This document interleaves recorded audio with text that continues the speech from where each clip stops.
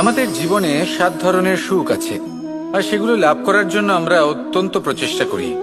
কিন্তু কোনো প্রচেষ্টা করার পূর্বে তা কিভাবে করব সেটা বোঝা খুব প্রয়োজন, আর সেখানেই আমরা ভুল করে থাকি। যে কাজটা আমাদের পরে করা উচিত সেটাই আমরা আগে করে বসি। আপনাকে স্পষ্ট করে বোঝাই, প্রত্যেক সুখের সাথে দুটি ক্রিয়া জড়িত থাকে।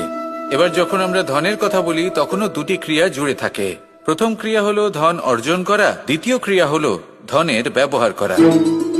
আর জীবনে ধনের ব্যবহার করার পূর্বে ধন কিভাবে অর্জন করতে হয় তা শেখা অত্যন্ত প্রয়োজনীয়। আমরা মন্দিরে যাই, ভগবানের আরাধনা করি, তার জন্য পুজো করি, ওনাকে প্রসন্ন করতে চাই, কিন্তু তার আগে ভগবানের ওপর আস্থা রাখা প্রয়োজনীয়। যদি আপনার অটল বিশ্বাস থাকে তবেই আপনি প্রকৃত ভক্ত হয়ে উঠতে পারবেন। এবার যদি আপনি বক্তা হয়ে থাকেন, শ্রেষ্ঠ বক্তা হতে চান, এই সংসারের সামনে নিজের বক্তব্য রাখতে চান, তাহলে কথা বলার পূর্বে কথা শুনতে শিখুন।